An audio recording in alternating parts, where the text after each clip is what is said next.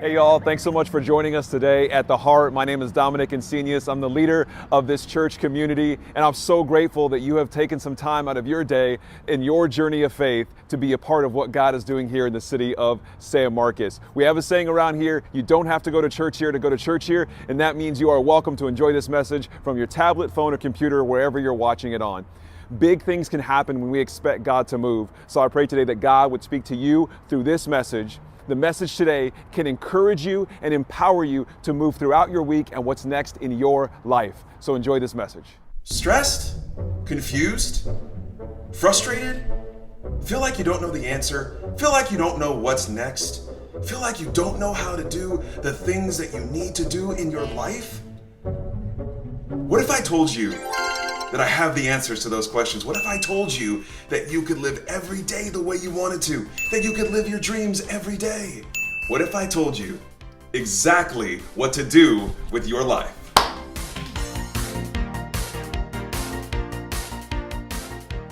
We are starting a brand new message series today. And that message series, yeah, somebody's excited. We had 8 weeks. We just finished 8 weeks of a series. It's a great series on the fruit of the Spirit, and and that's on. You can get that on podcast or YouTube. And what we're starting a brand new series today called Exactly What to Do with Your Life. I know a lot of times at The Heart, we kind of want you to be on a journey, and we want you to figure things out, and we're here for kind of the ins and outs. But over the next 4 weeks, everything will be certain. Everything will be exactly what you're supposed to do with your life. If you're not picking it up, there's going to be a little bit of sarcasm in this message series, a little tongue-in-cheek, but you will know over the next 4 weeks exactly what to do with your life. And I promise, it is a guarantee that if you do these 4 things that we're going to talk about over the next 4 weeks, including Easter Sunday, then you're going to be in great shape. You can live your dreams every day. Don't you want that? Don't you want to live your dreams every day? Okay, I'm done. When I was thinking about this, and this first message, there's going to be 4 main ideas that we're going to want to dig into together when it comes to exactly what to do with your life. And the first thing I want you to do in your life, and I want you to do exactly this, is say what you mean and mean what you say. Say what you mean and mean what you say. And maybe you've heard somebody tell you that before. Maybe you've thought that before. Maybe you're the kind of person that has said that to other people before. Say what you mean and mean what you say. And I, personally, am not a pro at this at all. I don't always say what I mean. And I don't always mean what I say. I don't know if you do either. Maybe you do. Growing up, I was always the kind of person, sometimes I feel like I'm too honest here on Sunday mornings, now that I'm thinking about what I'm going to tell you. I'll let you guys in on a little too much of Dom. Here it goes anyway. When I was in high school and in middle school and probably elementary school, I wanted people to like me. I'm 41 years old. I know, hold back your surprise. I'm 41 years, barely. I still want people to like me. And it's been unhealthy, and in my maturity when I was younger. In fact, I want to show you a quick video, a quick clip of exactly how I feel and where I'm coming from. Do I need to be liked? Absolutely not. I like to be liked. I enjoy being liked. I have to be liked. But it's not like this compulsive need to be liked, like my need to be praised. I relate to that a lot.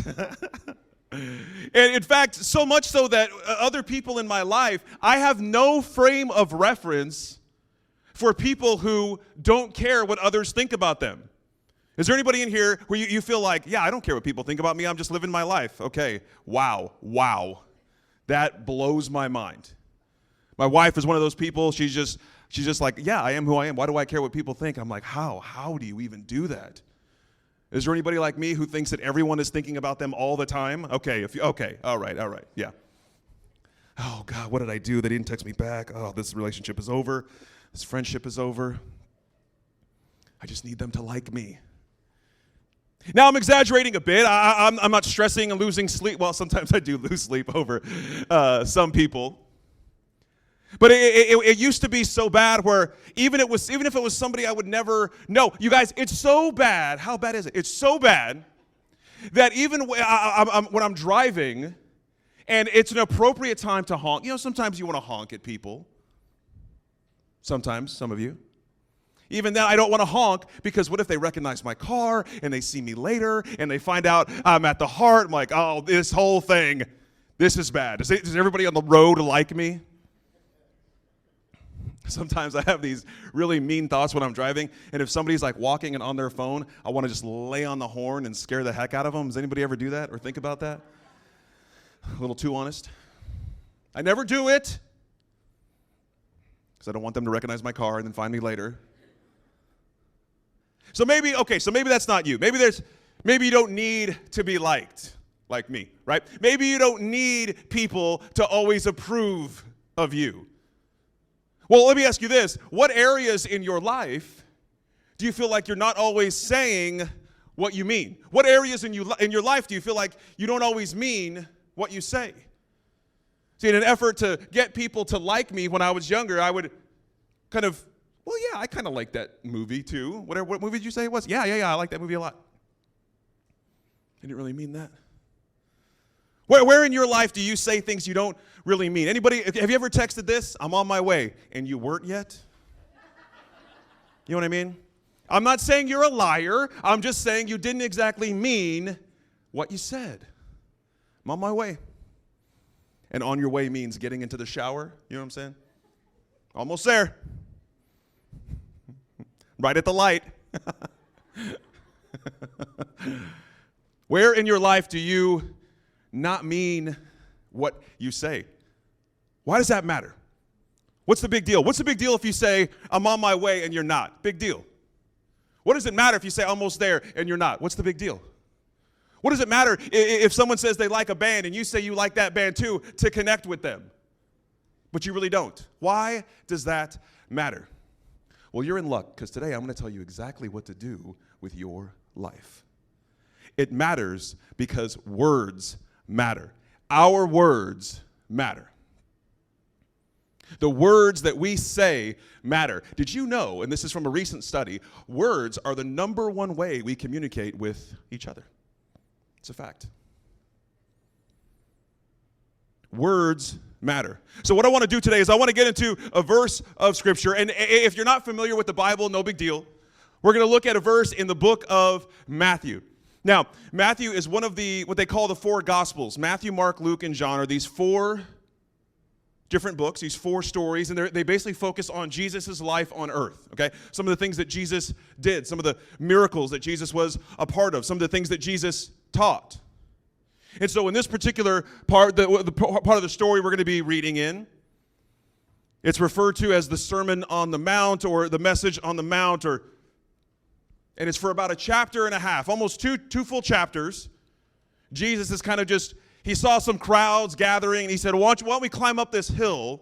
And the people that climbed up the hill, the faithful followers, he was going to teach them a few things. And he talks about divorce and marriage, and don't get me started on divorce. I am divorced. In case you don't know, I just realized somebody might not know that, and I'm just shaming people out of the room. I am divorced, and things are okay, so. Not with my current wife. My current wife, we are married.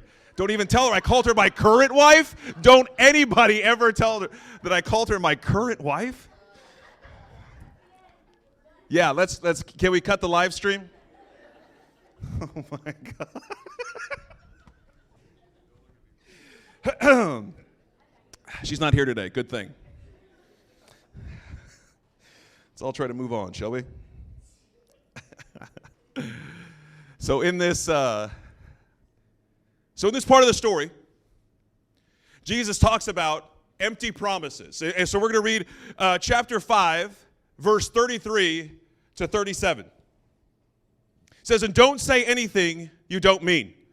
This counsel is embedded deep in our traditions. And when he talks about traditions, I'm going to stop real quick, sorry. When he talks about our traditions, he means the Jewish faith, right? Growing up in Jerusalem, in Israel, this group of people. Their tradition. So who he was talking to would have very much known this idea of don't say anything you don't mean. He wasn't telling them something new. See? This is something they would have known, would have heard, would have been taught. So he says this counsel is embedded in deep in our traditions. You only make things worse when you lay down a smokescreen of pious talk, saying, I'll pray for you, and then never doing it. Or saying, God be with you, and not meaning it. You don't make your words true by embellishing them with religious lace. In making your speech sound more religious, it becomes less true. Just say yes and no. When you manipulate words to get your own way, you go wrong. When you manipulate words to get your own way, you go wrong. Say what you mean what you say. Our words matter. Words matter so much. In fact, there is a group of people that will viciously attack every other translation of the Bible that is not the King James Version translation of the Bible. Viciously attack. Why do they attack it? It's the same stories, right? It's the same Jesus. It's the same salvation. It's the same things happening. No. They attack it because words matter. Words matter so much that they cannot be changed according to this group of people. Well, where do our words matter in our life? Where do our words matter in our relationships? Where in our relationships at work are we not saying exactly what we mean?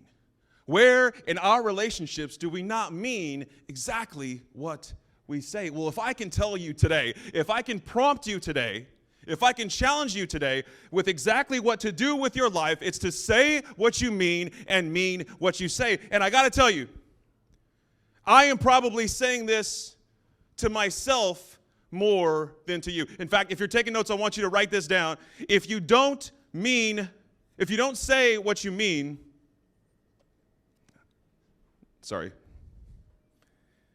if you don't know what you mean, then say that. Or don't speak yet. That might not be for anyone else in the room except me. If you don't know what you mean, say that or don't speak yet. Has anybody, I know I've asked this before, but there's some people in the room that haven't been to this therapy session I have every Sunday at 10:30. Is there anybody in the room that is a shut-downer? Shut down? Anybody shut down? Too much conflict? Shut down? I am a pro. Instead of not saying what I mean, I don't say anything. I don't have an attitude. I've shut down. It's different. I'm gone. I'm out. And it's you can almost, if you look really closely, it's almost like I'm building a brick wall in front of me. And then once that's up, it's done. Or, if you will, a garage door closing. If you don't get your words in, I love to shut down. I love it. It's good for my marriage. It's good for my relationship with my son. It's great. It's perfect. It's great to lead with. No, I don't want to do that. So what can I do? If I could tell myself exactly what to do with my life, I would say what you mean what you say. This is something I'm learning in my therapy. Truly, I have therapy outside of this. I go to a therapist in New Braunfels. This is something I'm learning there. If you're not ready to talk about something, say, I'm not ready to talk about this yet. Saying that out loud, that sounds really easy. It's not.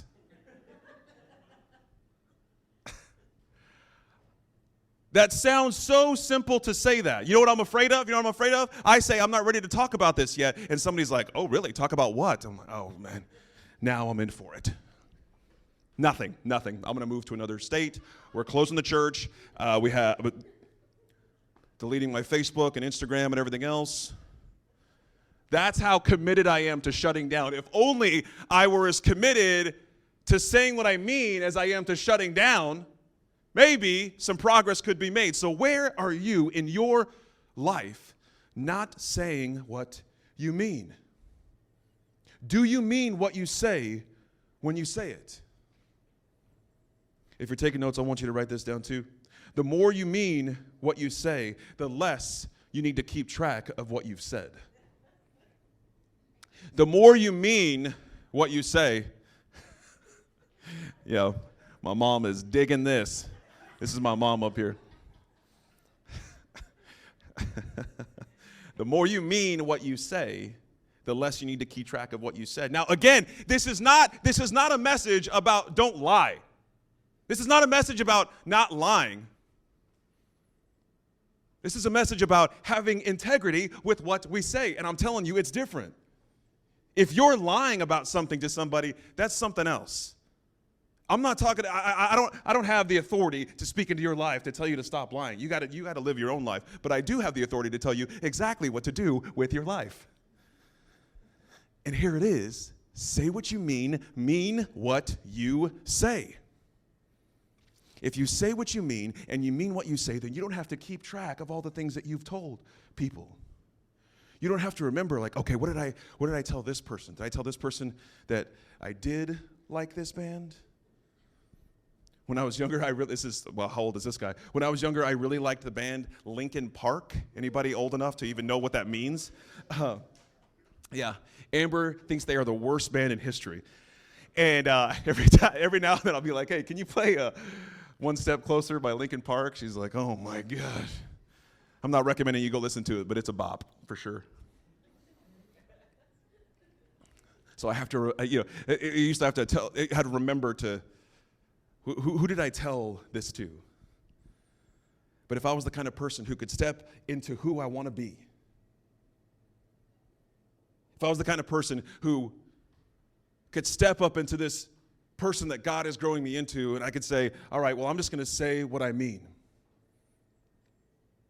and mean what I say. Now, saying what you mean and mean what you say, that doesn't mean that you can't move from a commitment. It doesn't mean, well, you said you were going to do this, so now you can never do anything different. No, minds can change, people change, we grow, we shift, we decide on different things. But what if we could be people? What if I could challenge you to always say what you mean, even if it's difficult for someone to hear? I think maybe it's just for me, but maybe for some of us, maybe for you, that sometimes it's not as easy to say what you mean and mean what you say if it's going to cause somebody you love, somebody you like, somebody you respect, somebody that you value, if it's going to cause them pain or hurt their feelings. In fact, if you're taking notes, write this down too. Honesty in your communication may be difficult in the moment, but it grows your relationships over time. And I wish I could burn this into my brain, that honesty is difficult in the moment, yes, but it grows relationships over time. That's so much easier said than done. I can tell you to be honest all day. And if someone said to me, Dom, honestly, what do you think about XYZ? I'm like, I don't know. I think I'd like to shut down about that for a couple days until you forget about it and never ask me about it again. That's kind of my MO. That's how I handle conflict in my life. But if we're honest, one of our core values here at the Heart is honesty. And honesty is difficult. Honesty doesn't mean harshness, right? You can be honest with someone about how their breath smells without being mean to them about it, right? Does everybody know that? Somebody tell Amber that? No, about my breath is what I mean. She tells me about my breath. Good thing she is not here today. This is not good. We might just scratch this whole thing. You guys ready? Let's get the band back up. We'll start her over. Honesty can be difficult. Most of the time, it is difficult. But if we can be the kind of people that say what we mean and mean what we say, then what we are doing is setting ourselves up, setting our relationships up, setting our job up, setting our parenting up, setting our marriage up to be a place of integrity. To be a place where there's nothing behind what you just said. There's nothing behind that. I mean, I'm already pot committed into this wife example, so I'm just going to go into this next one of my wife and I, Amber, my beautiful bride, my current wife.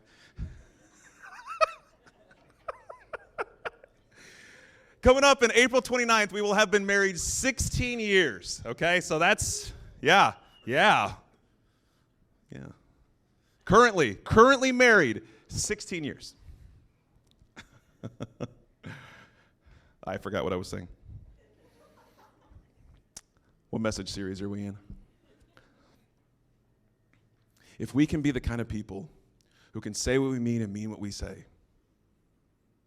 then we bring integrity to where we work, to our relationships, to our faith. And see, that's what, for myself, I was digging into this message series, and we've been talking about this message series for a while with this, I have a group of people, some of the leaders in the church. I call them my series engineers because they help shape and create the series that we bring on Sunday mornings. We've been talking about this for a while. And as I was looking at this, I thought, well, I hope some people don't feel like this is kind of silly. Not this, I want you to feel like this is silly, but I wonder if some of you might think the idea of saying what you mean and meaning what you say, how is that spiritual? You know, are you going to spend, is this, I wonder if some people think this, are we going to spend the next 4 weeks with 4 motivational talks? That's not why most people come to church. Most people come to church to figure out how to grow themselves spiritually. Most people come to church to find community, to find people who are like them, who are dealing with the real issues of life. So how is this idea of bringing integrity, of saying something and really meaning it, of bringing a thought, bringing something to a relationship, to your job, how is that connected to your faith? I'll tell you how, because our words matter. They all matter. Everything that we say, that we think, matters. So if we can say, all right, this is what I'm going to do. I'm going to do this at my job. I said I was going to stay late to work on this project, but now I have an opportunity to do something, to go to a dinner. I have an opportunity to leave work early to go do something fun, but I said I was going to do this. Are we going to be the kind of people who make a phone call and say, hey, I know I said I was going to do this, but I might get to it tomorrow because I have another opportunity? Or we're going to kind of be the kind of people that just push it off. If nobody asks me, nobody knows. If I don't say it, nobody knows. How does this connect to our spirituality? Because the same us that we bring to relationships, the same us that we bring to our job, the same us that we bring to our marriage, the same us that we bring to parenting is the same us that we bring to God. It's the same us that we bring to our faith. Now, we just finished a series called Expressions where we talked about all of the gifts that God gives us when we spend time in His presence. So it's not like you're doing this alone. This is not something that you have to go out and now you're on your own adventure. Good luck. I hope you figure it out. This is an opportunity we have to do this together.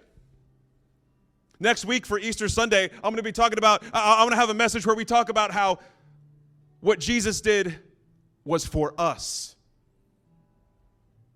Not for me, for us. And how that impacts our faith. So when you say what you mean, I do connect that to your faith. Because the more you become the kind of person that says what you mean, the more that you're the kind of person who can stand before God in your prayers. When you talk about your faith, that you are true to yourself, true to where you are, even if you're not sure where that is. If you don't know what you mean, then say that, Dominic. If you don't know what you mean, then say it. That's a practice I've had to put in my life. I'm not sure what I mean. Instead of shutting down, I'm not sure what I mean. I'm not sure if I'm ready to talk about that yet.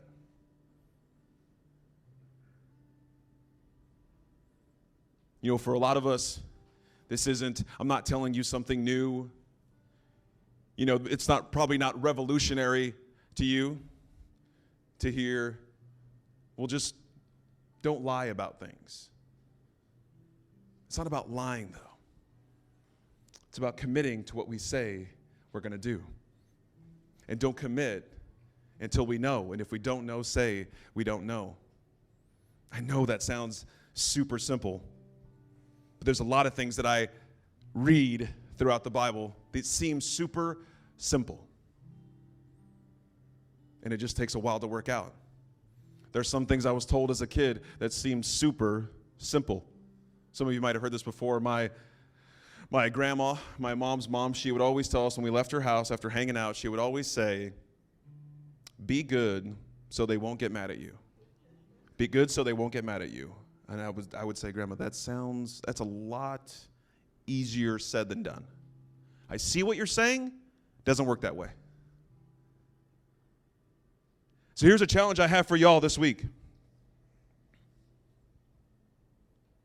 Is how can you intentionally use your words? How can you intentionally make your words matter? For example, if you're the kind of person that always says, I'm on my way and you're not, I want to challenge you this week to say, I was almost going to text, I'm on my way, but I'm not yet. I'll let you know when I'm really on my way. But don't text in the car. You know what I mean.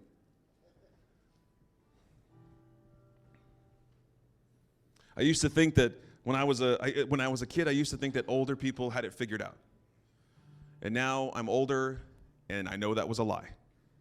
Because they don't. And maybe it's 50, I'll figure it out. Maybe it's 60, or maybe the older we get, the more mature we get, the more life experience we have, we're okay with being a little bit messy.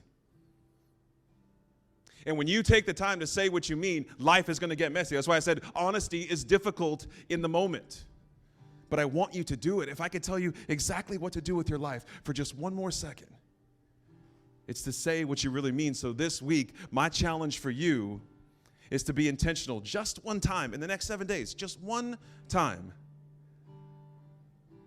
where a normal pattern of yours, a normal thing you say, you can say, actually, that's not really what I meant. Actually, I said that and I really mean this. I think you'd be surprised how often it comes up. And it's not a matter of you're not honest, so be an honest person. It's more of like, let's be intentional with our words. Because the more we're intentional with our words, that kind of thing spills over. That intentionality, that integrity spills over into every other part of our life, including and especially our faith. The more honest we are in our life, the more honest we can be in our faith, and the more honest we are about where we are in our journey of faith, the more we can grow. If we know exactly where we are, then we know exactly where we can grow from. If you could, I want you to close your eyes for a moment, bow your heads. I want to pray for us today. God, thank you so much for the opportunity we have today to be together, to be in this place. Thank you for this idea of saying what we mean and meaning what we say. I pray that we would have the boldness this week to bring integrity to everything we do, to bring integrity to everything that we say. Thank you for giving us the space to grow our faith in you. We pray that in your name. Amen. Amen. Y'all, thanks so much for joining us today at The Heart. To find out what is next for you in your journey of faith, I want to invite you to go to theheart.church/next, see what's in store for you, get in touch with us. We would love to be able to connect with you and see how we can partner with you in your journey. I hope you have a great rest of your week, and we'll see you soon.